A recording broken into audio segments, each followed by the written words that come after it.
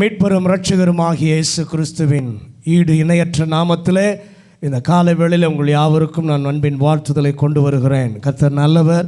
நம்முடைய ஆராதனையிலே நம்மோடு கூட பேசினவர், இடைப்பட்டவர். இந்த காலை வேளையிலும் அவருடைய வார்த்தையை கொண்டு கர்த்தர் நம்மோடு கூட பேசுவாராக. நாம் அதற்கு ஆயத்தத்தோடு எதிர்பார்ப்போடு காத்திருப்போம். வாசிக்கலாம். 2 தெசலோனிக்கேயரின் புஸ்தகம் 3வது அதிகாரம் 16வது வசனம். 2 தெசலோனிக்கேயர் 3வது அதிகாரம் 16வது வசனம். சமாதானத்தின் கர்த்தர் தாமே, சமாதானத்தின் கர்த்தர் தாமே எப்பொழுதும் சகல விதத்திலும் உங்களுக்கு சமாதானத்தை தந்தருளுவாராக. கர்த்தர் உங்கள் அனைவரோடும் கூட இருப்பாராக. எல்லாரும் சேர்ந்து சொல்லலாமா அந்த வசனத்தை? சமாதானத்தின் கர்த்தர் தாமே எப்பொழுதும் சகல விதத்திலும் உங்களுக்கு சமாதானத்தை தந்தருளுவாராக. ஆமென், அல்லேலூயா. நம்முடைய தேவன் கொடுத்த வார்த்தையின்படி, நம்முடைய அறிக்கையின்படி சமாதானத்தின் கர்த்தர் தாமே எப்பொழுதும் சகல விதத்திலும் சமாதானத்தை இந்த 10வது மாதத்தில் தந்தருளுவாராக. நல்ல முதிர்ச்சி பெற்றதான இந்த தெசலோனிக்கேய சபைக்கு தேவ ஆவியானவருடைய உந்துதலினாலே அப்போஸ்தலனாகிய பவுல் கர்த்தர் தர வேண்டும் என்று சொல்லி ஏறெடுக்கும் ஜெபமாக, ஆசையாக இந்த வசனத்தில் குறிப்பிடுகிறதை பார்க்கிறோம். அந்த சபையினுடைய மக்களுக்கு ஆண்டவர் இதை கொடுக்க வேண்டும் என்று ஆர்வத்தோடு அப்போஸ்தலனாகிய பவுல் அவர்களை ஆசீர்வதித்து ஜெபிக்கிறார். சமாதானத்தின் கர்த்தர் தாமே எப்பொழுதும் சகல விதத்திலும் உங்களுக்கு சமாதானத்தை தந்தருளுவாராக.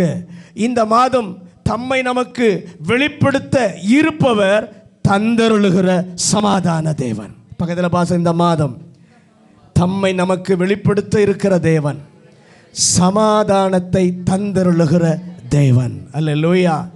சமாதானத்தின் தேவனை குறித்து புதிய ஏற்பாட்டிலே அப்போஸ்தலனாகிய பவுல் மூலமாகவும் பிற எழுத்தாளர்கள் மூலமாகவும் அவர் செய்யும் முக்கியமான செயல்களை வேதத்தில் குறிப்பிட்டு இருக்கிறதை நாம் பார்க்க முடியும். அதில் பல காரியங்கள் உண்டு. 3 காரியங்களை இந்த நாளிலே உரையாக பார்த்து அந்த 3ல் ஒன்றை நாம் சற்று விரிவாக பார்க்க கர்த்தர் இந்த நாளிலே நமக்கு கிருபை தருவாராக. முதலாவது வாசிங்க. எபிரேயரின் புஸ்தகம் 13வது அதிகாரம் 20-21 வசனங்கள். எபிரேயர் 13வது அதிகாரம் 20-21 வசனங்கள். நித்திய உடன்படிக்கையின் இரத்தத்தினாலே ஆடுகளுடைய பெரிய மேய்ப்பரான நம்முடைய கர்த்தராகிய இயேசு கிறிஸ்துவை மரித்தோரிலிருந்து ஏறி வர பண்ணின சமாதானத்தின் தேவன் இயேசு கிறிஸ்துவை கொண்டு தமக்கு முன்பாக பிரியமானதை உங்களிடத்தில் நடப்பித்து நீங்கள் தம்முடைய சித்தத்தின்படி செய்ய உங்களை சகலவித நற்கிரியைகளினாலும் சீர்பொருந்தினவர்கள் ஆக்குவாராக. அவருக்கே என்றென்றைக்கும் மகிமை உண்டாவதாக. சமாதானத்தின் தேவன் செய்யும் ஒரு செயலை நாம் பார்க்கிறோம். இந்த சமாதானத்தின் தேவன் இந்த 21வது வசனத்தில் வாசிக்கும் பொழுது பிரியமானதை நம்மில் நடப்பிக்கிறார். அல்லேலூயா. அவருக்கு பிரியமானதை நம்முடைய வாழ்க்கையில கர்த்தர் நடத்துகிறார். கை உயர்த்தி சொல்லுங்களேன். நமக்கு பிரியமானதல்ல, அவருக்கு பிரியமானதை நம்முடைய வாழ்க்கையில நடத்துகிற ஒரு சமாதானத்தின் தேவன். இந்த சமாதானத்தின் கர்த்தர் ஒரு மனிதனுடைய வாழ்க்கையில செய்கிறதான முதல் காரியம் என்னவென்று சொன்னால், நம்முடைய வாழ்வில் அவருக்கு எது பிரியமானதோ, அவர் எதை விரும்புகிறாரோ அதை ஒரு தேவ பிள்ளையினுடைய வாழ்க்கையில கர்த்தர் செய்கிறார். அவருக்கு பிரியமானது ஏராளமான காரியம் உண்டு. ஒரு சிலதை மட்டும் முக்கிய பகுதிக்கு நாம் வருவோம். இப்போ ஒரு சிலதை மட்டும் நான் குறிப்பிட்டு விட்டு முக்கிய பகுதிக்கு நான் வருகிறேன். 51வது சங்கீதம் 18வது வசனம். 51வது சங்கீதம் 18வது வசனம். சீயோனுக்கு உமது பிரியத்தின்படி நன்மை செய்யும். சீயோனுக்கு நீர் உமது பிரியத்தின்படி நன்மை செய்யும். எருசலேமின் மதில்களை கட்டுவீராக. எருசலேமின் மதில்களை வசனம் சொல்லுகிறது, நீர் உமது பிரியத்தின்படி நன்மை செய்வீராக. ஆண்டவருடைய பிரியம் நன்மை செய்கிற தேவன். அல்லேலூயா. நீர் சீயோனின் மதில்களை, எருசலேமின் மதில்களை திரும்ப கட்டுவீராக. ஆண்டவர் தமக்கு பிரியமானதை நம்மிலே செய்கிறார். என்ன காரியத்தை நம்மிலே செய்கிறார்? நம்முடைய வாழ்க்கையிலே எவைகளெல்லாம் இடிந்து போயிருக்கிறதோ, எவைகளெல்லாம் சீராக இல்லையோ, அவைகளை என் ஆண்டவர் எடுத்து கட்டுகிறார், திரும்ப கட்டுகிறார். பக்கத்தில் பார்த்து சொல்லுங்க, இந்த 10வது மாசத்துல ஆண்டவர் விரும்புகிற, நம்மிலே விரும்புகிற காரியம் எதெல்லாம் இடிஞ்சு போயிருக்கோ, எதெல்லாம் தளர்ந்து போயிருக்கோ, அதை கர்த்தர் கட்ட விரும்புகிறார், திரும்ப எடுத்து நிறுத்த விரும்புகிறார். அல்லேலூயா. கர்த்தர் குறித்த நிலைமையிலே, கர்த்தர் எதிர்பார்க்கும் நிலையிலே நம்முடைய வாழ்க்கையினுடைய செயல்களோ, நம்முடைய வாழ்க்கையினுடைய விருப்பங்களோ, நம்முடைய ஆசைகளோ, நம்முடைய பழக்க வழக்கங்களோ எதுவும் இல்லாமல் இருந்தால், அவருடைய பிரியத்தின்படி இல்லாமல் இருந்தால், எப்படி இருக்க விரும்புகிறாரோ அப்படியே இருக்க செய்ய என் ஆண்டவர் விரும்புகிறார். நம்ம நடக்கும் அவருக்கு பிரியமான வேலை அது என்னன்னா, என் பிள்ளைய நான் திரும்ப கட்டணும், இடிஞ்சு போனதை நான் மறுபடியும் என்ன பண்ணணும், எடுத்து நிறுத்தணும். இன்னொரு வசனத்தை வாசிங்க. அடுத்தது 149ஆம் சங்கீதம் 4வது வசனம். கர்த்தர் தம்முடைய ஜனத்தின் மேல் பிரியம் வைக்கிறார். கர்த்தர் தம்முடைய ஜனத்தின் மேல் பிரியம் வைக்கிறார். சாந்த குணமுள்ளவர்களை ரட்சிப்பினால் சாந்த குணமுள்ளவர்களை ரட்சிப்பினால் அலங்கரிப்பார். முதல் பகுதியை வாசிங்க. கர்த்தர் தம்முடைய ஜனத்தின் மேல் தம்முடைய ஜனத்தின் மேல் பிரியம் வைக்கிறார். ராமேன்னு சொல்லுங்களேன். அவருடைய பிள்ளையா இருக்கிற நம்ம மேல என்னத்தை வைக்கிறாரா? பிரியம் வைக்கிறார். அல்லேலூயா. ஆண்டவருக்கு பிரியமான இன்னொரு காரியம் என்ன தெரியுமா? சாந்த குணமுள்ளவர்களை ரட்சிப்பினால் அலங்கரிக்கிறார். அல்லேலூயா. முதலாவது ஆண்டவர் விரும்புகிறார், இடிந்தவைகளை கட்டி எழுப்ப விரும்புகிறார், சீர்பட வேண்டியவைகளை சீராக்க விரும்புகிறார். இங்கே ரெண்டாவது, அதோடு கூட நிறுத்தாமல் அவர் கட்டி எழுப்பினாரே, அதை கர்த்தர் அலங்கரிக்கிறார். அல்லேலூயா. அழகுபடுத்துகிறார். சொல்லுங்க, அலங்கரிக்கிறார், அழகுபடுத்துகிறார்.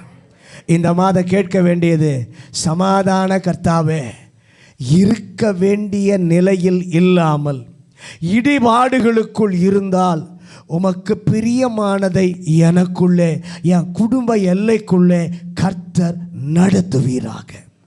நீர் அதை திரும்ப கட்டுவீராக.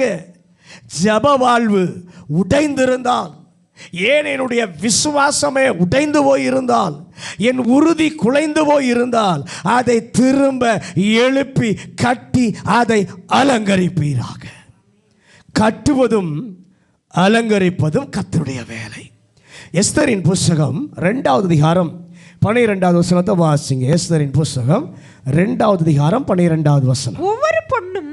ஒவ்வொரு பொண்ணும் 6 மாதம் வெள்ளை போல தைலத்தினாலும், ஒவ்வொரு பெண்ணும் 6 மாத வெள்ளை போல தைலத்தினாலும் 6 மாதம் சுகந்த வர்க்கத்தினாலும் 6 மாதம் சுகந்த வர்க்கத்தினாலும் ஸ்திரீகளுக்குடைய மற்ற சுத்திகரிப்பினாலும் ஜோடிக்கப்பட்டிருக்கிற நாட்கள் நிறைவேறி இவ்விதமாய் ஸ்திரீகளின் முறைமையின்படி 12 மாதமாக செயல்பட்டு தீர்த்த பின்பு 12 மாதம் செயல்பட்டு தீர்ந்த பின்பு ராஜாவாகிய அகாஸ்வேருவினிடத்தில் பிரவேசிக்க அவளுடைய முறை வருகிற போது, நல்ல கவனி, அகாஸ்வேரு ராஜாவுக்கு ஒரு பட்டத்து இளவரசி அவசியம். அதுக்காக என்ன சொல்றாங்கன்னா, தெரிந்து கொள்ள அவருடைய நாடுகளிலே தெரிந்து கொள்ள தகுதியுள்ள கன்னிமார்களை வரவழைக்கிறார். வரவழைத்தவர்களுக்கு ஆயத்தம் செய்ய 2 காரியங்கள் கொடுக்கப்படுகிறது. 6 மாதங்கள் தங்களை சுத்திகரிக்க பொருட்கள் அவர்களுக்கு கிடைக்கும். அடுத்த 6 மாதம் தங்களை அலங்கரிப்பதற்கான பொருட்கள் கிடைக்கும். ஏன்? ராஜாவுக்கு முன்பாக தகுந்த பட்டத்து ராணியாய் வந்திருப்பதற்கு கட்டப்படுவதும் அவசியம், அலங்கரிக்கப்படுவதும் அவசியம். அல்லேலூயா. அதைத்தான் ஆண்டவர் இங்கே சொல்றார். நம்முடைய வாழ்க்கையில் இந்த காலவேளை ஆண்டவர் நமக்கு உணர்த்தி அவருக்கு முன்பாக நம்மை நிறுத்த நமக்குள் பிரியமானதை செய்கிறார். வாழ்வில் சீர்கட்டதை கட்டி எழுப்புகிறார், கட்டி எழுப்பினதை அலங்கரிக்கிறார். ஆண்டவரே, என்னுடைய வாழ்க்கையில் இந்த மாதத்தில் கர்த்தர் செய்வீராக. எது கட்டப்படணுமோ அதை கட்டப்படுவீராக. எது கட்டப்பட்டதோ அது அலங்கரிக்கிற வேலையையும் என்னிலே என் குடும்பத்தில் இந்த 10வது மாதத்தில் கர்த்தர் செய்வீராக. எபிரேயர் 13வது அதிகாரம் 21வது வசனம். எபிரேயர் 13வது அதிகாரம் 21வது வசனம். இயேசு கிறிஸ்துவை கொண்டு தமக்கு முன்பாக பிரியமானதை உங்களிடத்தில் நடப்பித்து நீங்கள் தம்முடைய சித்தத்தின்படி செய்ய உங்களை சகலவித நற்கிரியைகளையும் சீர்பொருந்தினவராக்குவாராக. அவருக்கே என்றென்றைக்கும் மகிமை உண்டாவதாக. முதல்ல கட்டுகிறார் இடிஞ்சதை, 2வது அலங்கரிக்கிறார். அதோடு கூட நிறுத்திடல. இப்போ என்ன செய்கிறார்னா, நற்கிரியைகளை செய்ய நம்மை சீர் பொருந்தினவர்கள் ஆக்குகிறார். அல்லேலூயா. இடிந்தவைகளை கட்டி எழுப்புகிறார், கட்டினதை அலங்கரிக்கிறார். அலங்கரித்த பின்பு அடுத்து அவருடைய பிள்ளை என்ன செய்யணும்? நற்கிரியை செய்ய சீர் பொருந்தினவர்களாக கர்த்தர் ஆக்குகிறார். கட்டி அலங்கரித்து அப்படியே நிறுத்திவிடாமல் நாம் முதிர்ச்சி அடைந்தவர்களாக தேவ சித்தத்தை நிறைவேற்ற பயன்படுகிறவர்களாய் இருக்க தமக்கு பிரியமானதை கர்த்தர் செய்கிறார். அல்லேலூயா. கட்டி எழுப்புறாரு, அலங்கரிக்கிறார், நிறுத்தல, இன்னொரு அடுத்த ஸ்டேஜுக்கு கொண்டு போகிறார். அது என்ன தெரியுமா? தேவ சித்தம். நீங்கள் முதிர்ச்சி அடைந்தவங்களாக மாறணும். முதிர்ச்சி அடைந்தவர்களாய் மாறி தேவ சித்தத்தை நிறைவேற்ற பயன்படுத்த அவருக்கு பிரியமானதை நமக்கு உள்ளே கர்த்தர் செய்கிறார். அல்லேலூயா. கை உயர்த்தி ஒரு ஜெபம். ஆண்டவரே, எனக்குள் கட்டுவீராக, எனக்குள் அலங்கரிப்பீராக, என்னை முதிர்ச்சி அடைய செய்து உமக்கு பயன்படுகிற கிருபைகள் என்னிலே பெருகும்படியாக நீர் விரும்புகிறதற்காக உமக்கு நன்றி. 2வது அவர் செய்கிற கிரியை 1 தெசலோனிக்கேயர் 5வது அதிகாரம் 23வது வசனம். 1 தெசலோனிக்கேயர் 5வது அதிகாரம் 23வது வசனம். சமாதானத்தின் தேவன் தாமே உங்களை முற்றிலும் பரிசுத்தமாக்குவாராக. உங்கள் ஆவி ஆத்மா சரீரம் முழுவதும் நம்முடைய கர்த்தராகிய இயேசு கிறிஸ்து வரும்போது குற்றமற்றதாய் இருக்கும்படி காக்கப்படுவதாக. முதலாவது கட்டுகிறார், அலங்கரிக்கிறார். தேறின முதிர்ச்சி அடைந்தவர்களாக, சீர்பொருந்தினவர்களாக தேவ திட்டத்தை நிறைவேற்ற பயன்படுகிறவர்களாக இருக்க தமக்கு பிரியமானதை செய்கிறார். இப்போ 2வது, சமாதானத்தின் தேவன் உங்களை முற்றிலும் பரிசுத்தமாக்குவாராக. சமாதானத்தின் தேவன் நம்மை, நம்முடைய ஆவி, நம்முடைய ஆத்மா, நம்முடைய சரீரம் முழுவதையும் பரிசுத்தமாக்குகிறவர். அல்லேலூயா. பழைய ஏற்பாட்டிலே நீங்கள் வாசித்து பார்க்கும் பொழுது தமக்கு பணிவிடை செய்வதற்கு ஆரோனையும் அவன் குமாரரையும் தெரிந்து கொண்ட போது, யாத்ராகமத்தின் புஸ்தகம் 28வது அதிகாரம் 42வது வசனம். யாத்ராகமம் 28வது அதிகாரம் 42வது வசனம். அவர்களுடைய நிர்வாணத்தை மூடும்படிக்கு இடுப்பு தொடங்கி முழங்கால் மட்டும் உடுத்த சல்லடைகளையும் உண்டு பண்ணுவாயாக. நல்ல கவனிங்க. இதில் நீங்கள் முன்னாடி பின்னாடி வாசித்து பார்த்தீங்கன்னா அவருடைய ஆலயத்திலே அவருடைய சமூகத்திலே பணிவிடை செய்வதற்கு அவர்கள் முழுவதும் சுத்திகரிக்கப்பட முழுவதும் கழுவப்பட அவசியமாயிற்று. தீர்க்க தரிசன ஊழியத்திற்காக ஏசாயாவை அழைக்கிறார். சுத்திகரிக்க அவசியம் என்பதை உணர்ந்து அவன் கேட்கிறான். ஆண்டவர் அவனை சுத்திகரிக்கிறார். ஏசாயா 6வது அதிகாரம் 7வது வசனத்தை வாசிங்க. ஏசாயா 6வது அதிகாரம் 7வது வசனம்.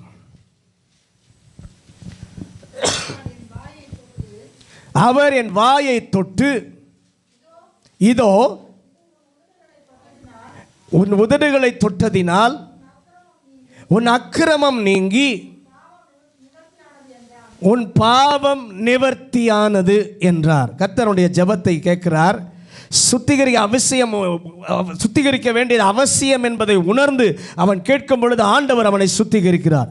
அவருடைய சபையில் நீங்களும் நானும் இருக்கிறோம். அவருடைய சபையில் இருக்கிறதான நாம் அவருடைய நோக்கத்தை நிறைவேற்ற பணிவிடை செய்கிறவர்களாக நாம் இருப்பதற்கு நம்மை பரிசுத்தப்படுத்த என் ஆண்டவர் விரும்புகிறார்.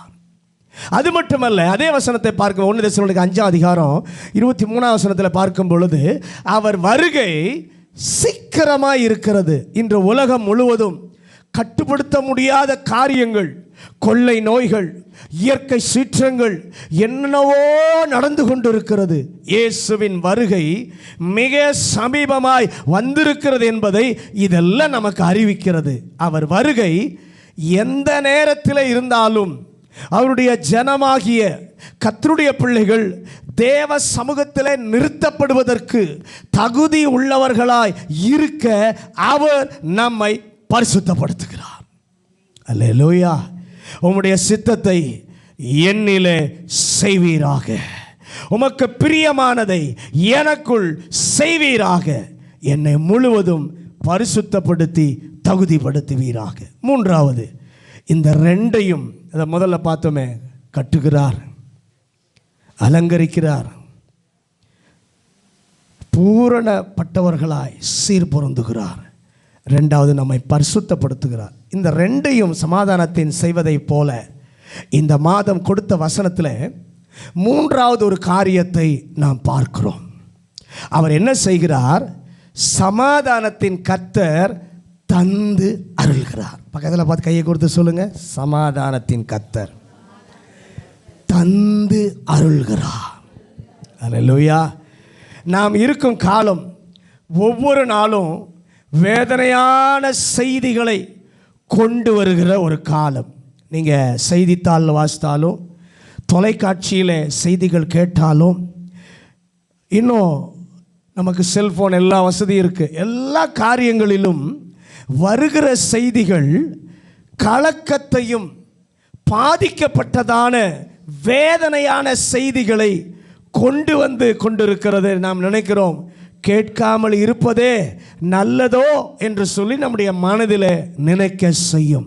ஆனால் நல்ல கவனிங்க, அந்த இடத்துல நம்ம பார்க்கும் பொழுது வேதனை நிறைந்த இந்த காலகட்டத்தில் கர்த்தர் தம்முடைய ஜனத்திற்கு ஒரு வாக்கு கொடுக்கிறார். அவர் சந்தடிகளின் மத்தியிலும் சமாதானத்தை கொடுக்கிற தேவனாயிருக்கிறார். அல்லேலூயா. எத்தனை பேர் அதை விசுவாசிக்கிறீங்க? உங்கள் சமாதானத்தை கெடுக்கிற எத்தனை சந்தடி நிலைமைகள் வந்தாலும் ஆண்டவர் ஒரு வாக்கு பண்ணுகிறார், நான் சமாதானத்தை தந்து அருள்வேன். எத்தனை பேர் அதை விசுவாசிக்கிறீங்க? நல்ல கவனிங்க. எனக்கு இன்றைக்கு இருக்கிற உலக காலகட்டத்தில் வியாதிகள்லாம் பெருகும்போது ஜனங்களுக்குள்ளே எனக்கு சுகம் கிடைக்காதா? எனக்கு அங்கே வேலை செய்வதற்கு இடம் கிடைக்காதா? எனக்கு அங்கே படிப்பதற்கு இடம் கிடைக்காதா? எனக்கு அந்த காரியத்திற்கு இங்கே இடம் கிடைக்காதா என்று சொல்லி பல காரியங்களை யோசித்து யோசித்து யோசித்து அலைகிறவங்களா இருக்கிறாங்க. அங்கே போனால் கிடச்சிருமா, இங்கே போனால் கிடச்சிருமா, அங்கே போனால் அது நமக்கு வாய்ச்சிடுமா, இங்கே போனால் இது வாய்க்குமா என்று சொல்லி அங்கும் இங்கும் அலைகிறவங்களா இருக்காங்க. மருத்துவமனைகளை பார்த்தீங்கன்னா எங்கெங்கோ இருந்த ஜனங்களெல்லாம் என்ன பண்ணுறாங்க, வந்து எனக்கு ஒரு சுகம் கிடைக்காதா, பணம் செலவானாலும் ஒரு விடுதலை கிடைக்காதா, என்று சொல்லி ஒரு பெரிய ஏக்கத்தோடு ஜனங்கள் அலைந்து கொண்டிருக்கிற ஒரு சூழ்நிலையில் இருக்கும் பொழுது ஆண்டவர் சொல்றாரு, இதன் நடுவிலும் சமாதானக்காரனராய் நான் இருப்பேன், என் சமாதானத்தை உனக்கு தந்து அருள்வேன். அல்லேலூயா. தேவன் தம்முடைய ஜனத்திற்கு கொடுக்கும் வார்த்தை, சமாதானத்தின் தேவன் தந்து அருள்கிறார். சமாதானத்தின் தேவனே, நீர் எனக்கு தர வேண்டும், நீர் எங்களுக்கு என்ன பண்ண வேண்டும்? தர வேண்டும். நீர் எனக்கு தர இருப்பதை நான் பெற்றுக்கொள்ள எனக்கு ஒரு கிருபை கொடுப்பீராக. தந்தருளும் சமாதானத்தின் தேவன். இந்த தந்தருளும் என்ற சொல்லை கொடுக்கும் இந்த ஆண்டவரின் செயலை நாம் பார்க்க கர்த்தர் இந்த நாளிலே கிருபை தருவாராக. இயேசு கொடுக்கும் தேவன். பக்கத்தில் சொல்லுங்க, இயேசு கொடுக்கும் தேவன், அருளும் தேவன். வேதத்தை சொல்லி இருக்கிறது, அவர் தந்தருளி என்று சொல்லி இருக்கிறது. ஏனென்றால் ஆண்டவர் ஒரு மனிதனுக்கு கொடுக்கும் எந்த காரியமோ அவருக்கு கொடுக்க அவசியமே இல்லை. ஆனாலும் அவர் மனிதன் மேலே கிருபை உள்ளவராய் இருப்பதினாலே கொடுக்கிற தேவனாய் இருக்கிறார். அல்லேலூயா. மனிதனுக்கு கிடைக்கிற எல்லாமே அவருடைய கிருபையினால் கிடைக்கிறது. பக்கத்தில் சொல்லுங்க, மனிதனுக்கு கிடைக்கக்கூடிய எல்லாமே அவருடைய கிருபையினால் கிடைக்கிறது. சிருஷ்டி கர்த்தர் பூமி அனைத்தின் மேலும் மழையையும் சூரிய ஒளியையும் கொடுக்க கடமைப்பட்டிருக்கிறார்.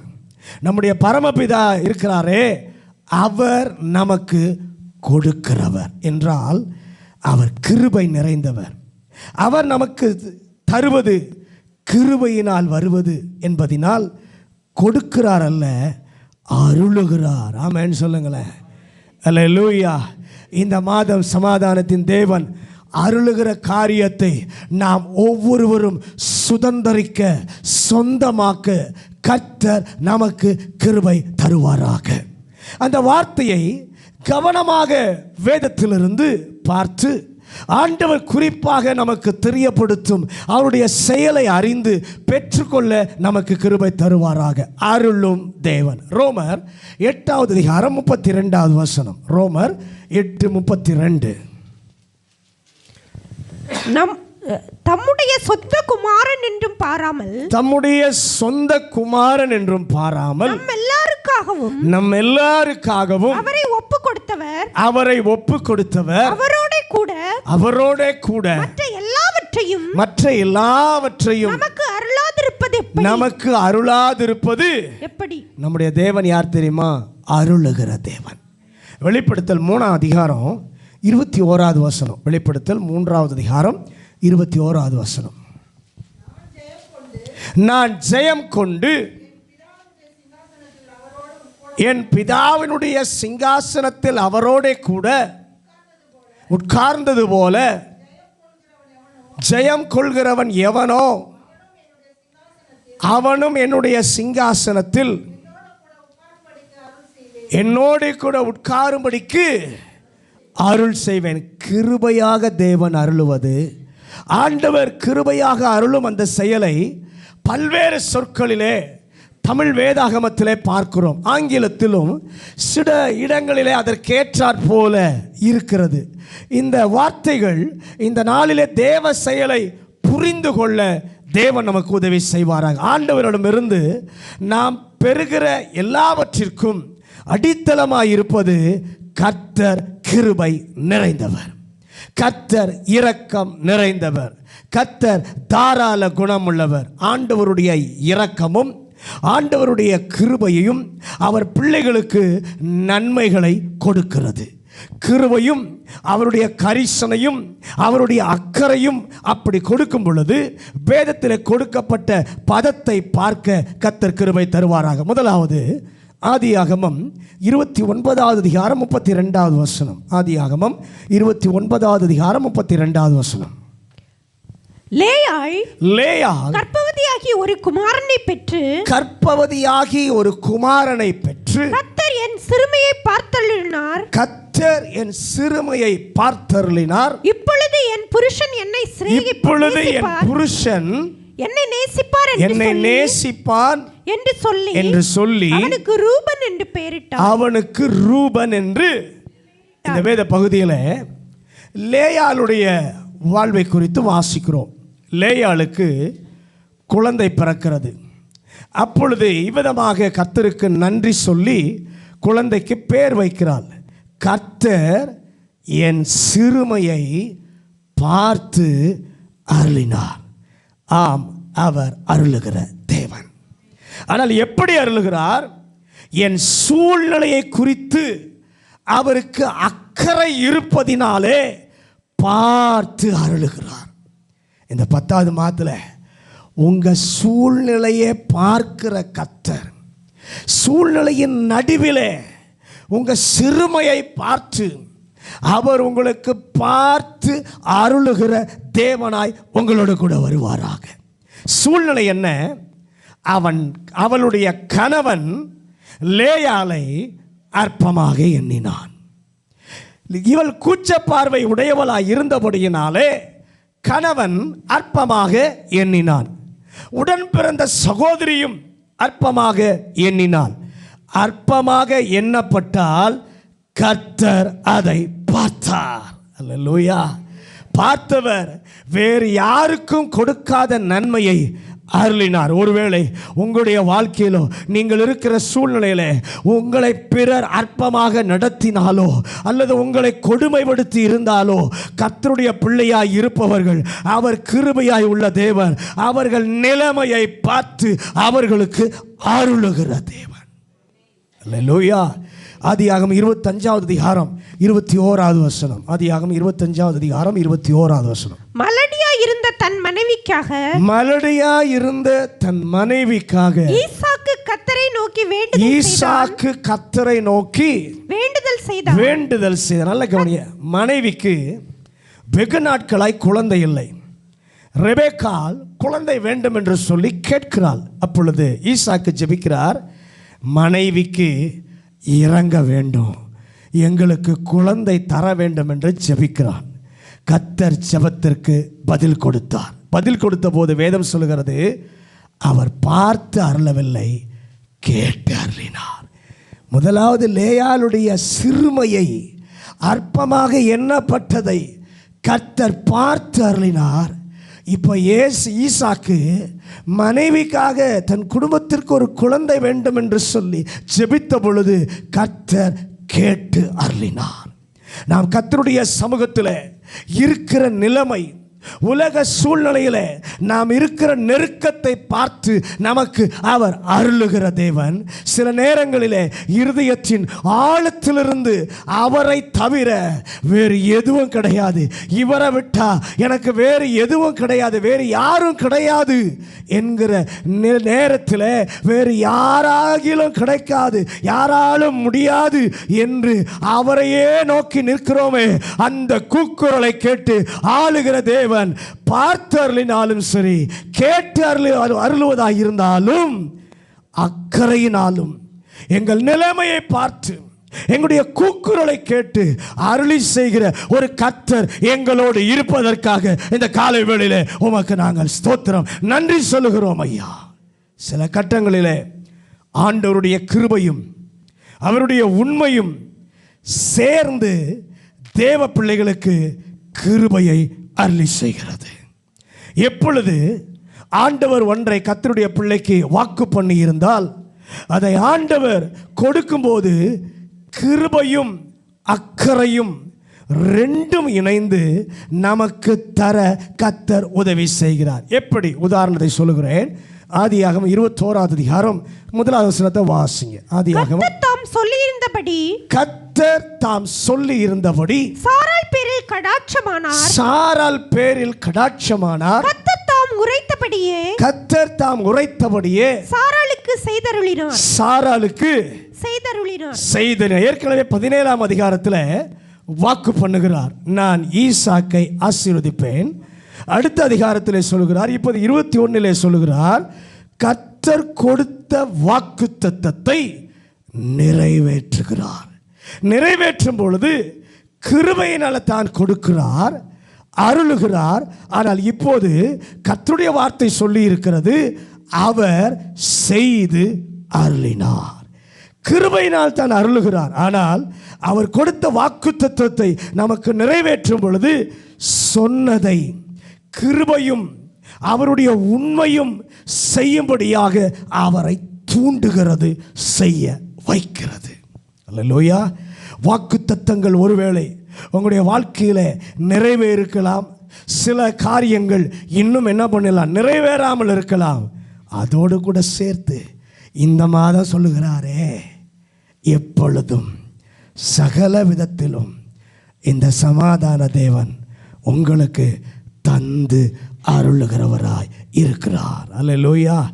எல்லாவற்றையும் அவர் கொடுத்த வாக்கை, அவருடைய கிருபையும் அவருடைய உண்மையும் இணைந்து செய்து அருள நம்முடைய வாழ்க்கையில் கர்த்தர் செய்கிறவராய் இருக்கிறார். யாத்திராகமம் 2வது அதிகாரம் 25வது வசனம். யாத்திராகமம் 2வது அதிகாரம் 25வது வசனம். தேவன் இஸ்ரவேல் புத்திரரை கண்ணோக்கினார். தேவன் இஸ்ரவேல் புத்திரரை கண்ணோக்கினார். தேவன் அவர்களை நினைத்தருளினார். தேவன் அவர்களை நினைத்தருளினார். எகிப்து தேசத்திலிருந்து கொண்டு வருவேன் என்று ஆபிரகாம், ஈசாக்கு, யாக்கோபுக்கு ஆண்டவர் உடன்படிக்கை செய்திருந்தார். கர்த்தர் கொடுத்த அந்த வாக்குத்தத்தம் உடன்படிக்கை நிறைவேறுகிற நேரம் வந்த பொழுது கர்த்தர் பயன்படுத்துகிற அவருடைய செயலை விவரிக்கும் ஒரு வார்த்தை அங்கே சொல்லப்படுகிறது, நினைத்து அருளினார். பக்கத்தில் பார்த்து சொல்லுங்க, நினைத்து அருளினார். அல்லேலூயா. என்ன நினைத்து அருளினார்?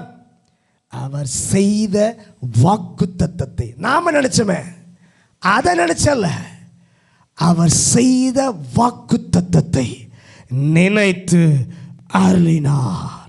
நீர் எங்களுக்கு கொடுத்த வாக்குத்தத்தங்களை நீர் செய்து அருள வல்லமை உள்ளவர், நீர் நினைத்து அருள வல்லவர். உம்முடைய வாக்கு நிறைவேறுவதற்கு நீர் எதிர்பார்க்கும் ஆயத்தம் எங்களிலே இருந்தால் அதை நிறைவேற்ற உம்முடைய நேரம் சமீபமாய் வரும் என்றால் இந்த வாரத்தில் கர்த்தர் நினைத்து அருள்வீராக, செய்து அருள்வீராக.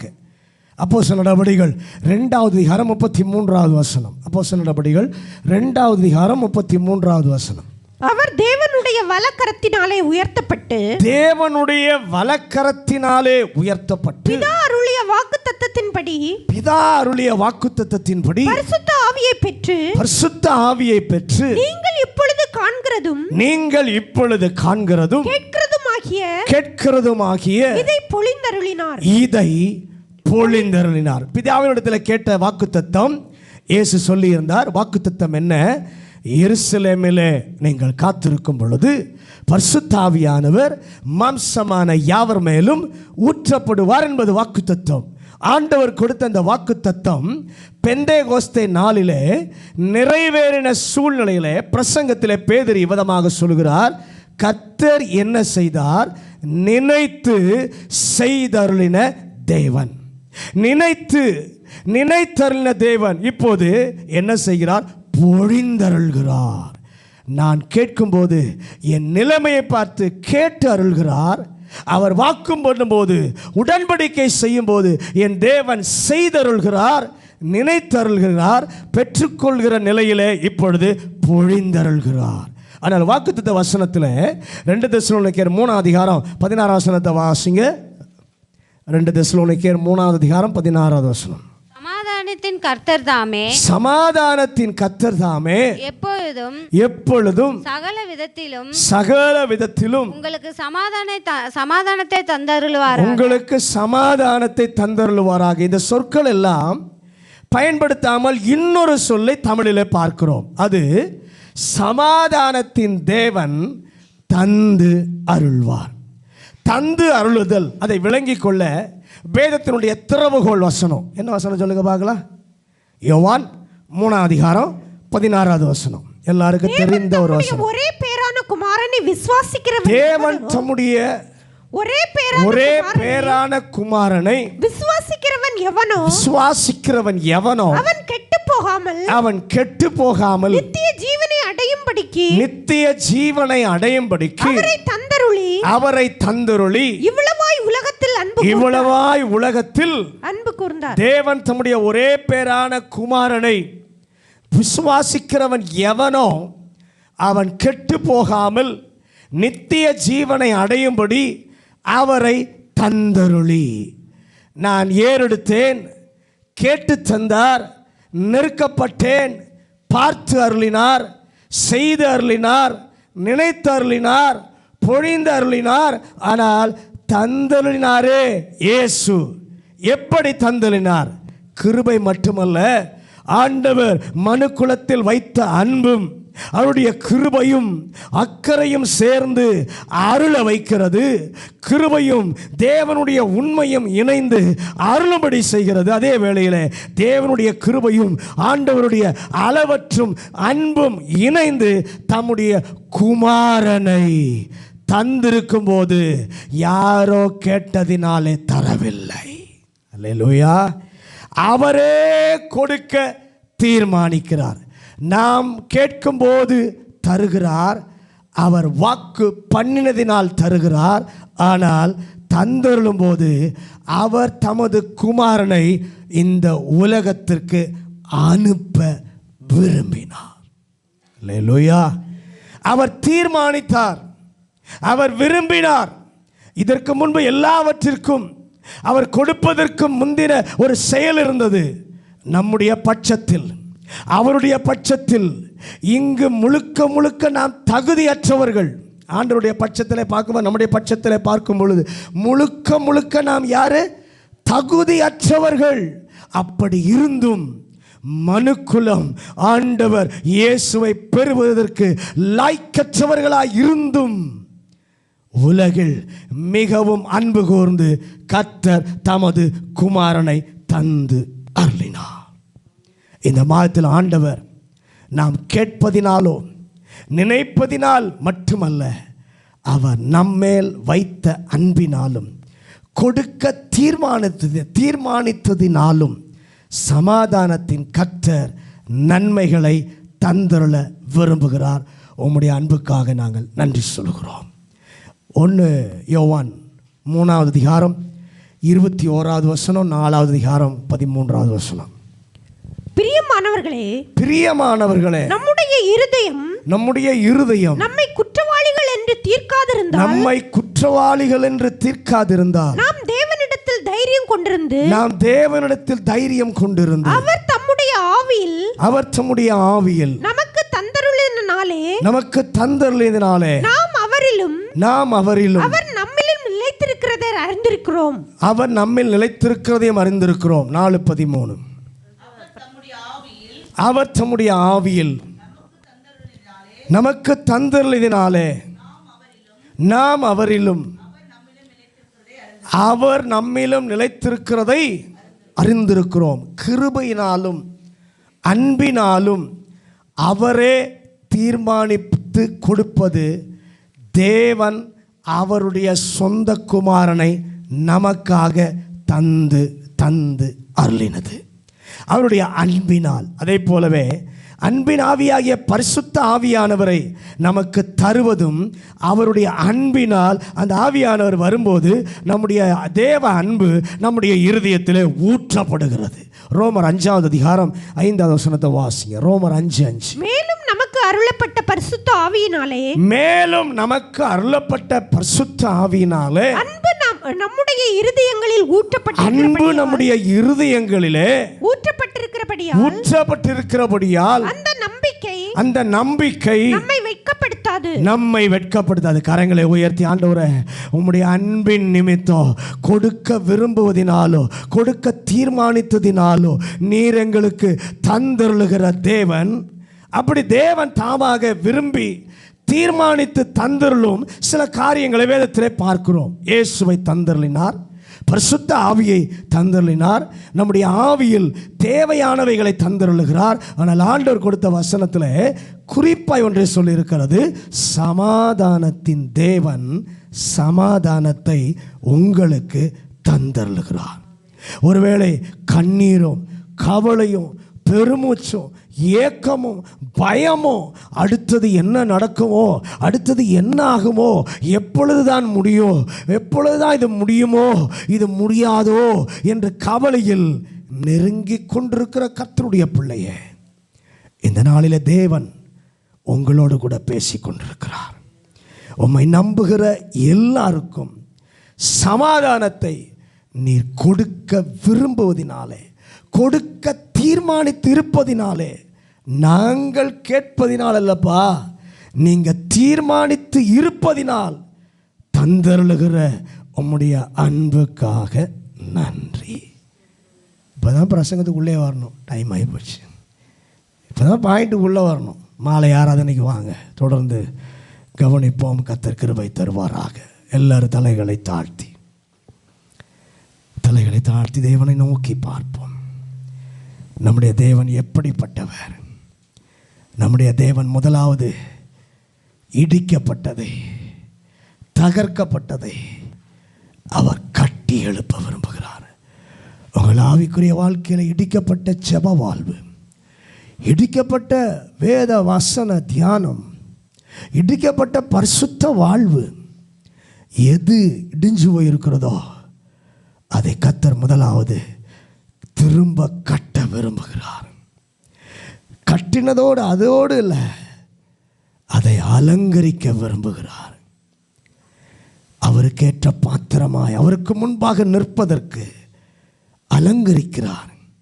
மூன்றாவது, அதோடு கூட நிறுத்தாமல் நற்கிரியைகளை நம்மை செய்ய நம்மை சீர் பொருந்தினவர்கள் ஆக்குகிறார். முதிர்ச்சி அடைந்தவர்களாக தேவ சித்தத்தை நிறைவேற்ற பயன்படுகிறவர்களாக இருக்க நமக்குள் பிரியமானதை செய்கிறார். இரண்டாவது, ஆண்டவர் நம்மை பரிசுத்தமாக்குகிறார். நம்முடைய ஆவி, நம்முடைய ஆத்மா, நம்முடைய சரீரம் முழுவதையும் பரிசுத்தமாக்க விரும்புகிறார். அன்றைக்கு ஆரோனையும் அவனுடைய குமாரையும் தெரிந்து கொண்ட பொழுது கர்த்தர் பணிவிடை செய்வதற்கு முதலாவது சுத்திகரிக்கப்பட, கழுவப்பட அவசியமாயிற்று. தீர்க்க தரிசன ஊழியத்திற்கு ஏசாயாவை அழைத்த போது தன்னை பரிசுத்தப்படுத்த கேட்கிறான். இன்றைக்கு அவருடைய சபையில், அவருடைய திட்டத்தில், அவர் நோக்கத்தை நிறைவேற்ற பணிவிடை செய்கிறவர்களாக நாம் இருப்பதற்கு கர்த்தர் நம்மை பரிசுத்தப்படுத்த விரும்புகிறார். மூன்றாவது, சமாதானத்தின் தேவன்.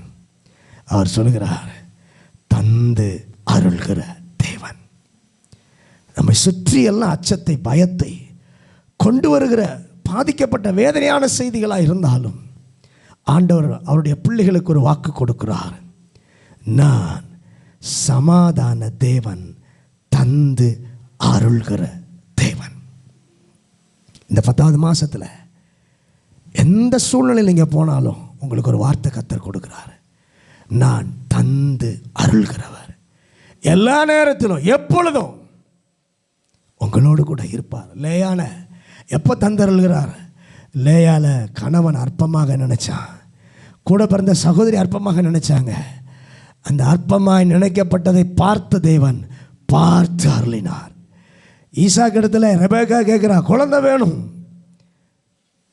ஈசாக்கு ஆண்டவரத்தில் ஜெபம், ஆண்டவரே என் மனைவிக்கு ஒரு குழந்தை வேணும், எங்கள் குடும்பத்துக்கு ஒரு குழந்தை வேணும் ஆண்டவரே. தேவன் இப்போ பார்த்தல்ல, கேட்டதினாலே கொடுக்கிறார், கேட்டு கொடுக்கிறார். மூணாவது, பொழிந்தருள்கிறார். இந்த தேவன் இன்றைக்கு நம்முடைய வாழ்க்கையிலும் செய்ய விரும்புகிறார், கட்ட விரும்புகிறார், அலங்கரிக்க விரும்புகிறார். நிறைவுள்ளவர்களாய், தேவனுக்காக பயன்படுகிறவர்களாய், நற்சீர் பொருந்தினவர்களாய் மாற்ற விரும்புகிறார். நம்மையும் நம்முடைய குடும்பங்களையும் ஆண்டவர் பரிசுத்தமாக்க விரும்புகிறார். அப்போ தான் சமாதானம் உள்ளே இருக்கும். மூன்றாவது, நான் உனக்கு தந்து பொழிந்தருள்வேன். ஆனால் கர்த்தருடைய வார்த்தைக்காக அன்னைக்கு காத்திருந்தாங்க. கர்த்தருடைய சத்தம் கேட்டு காத்திருந்த பொழுது கர்த்தர் பொழிந்தருளினார். உங்கள் வாழ்க்கையில் அந்த 10வது மாதத்தில் கர்த்தர் செய்யணுமா, ஒரு சத்தம் கேளுங்க. அவர் என்ன சொல்கிறாரோ அதை செய்யுங்க.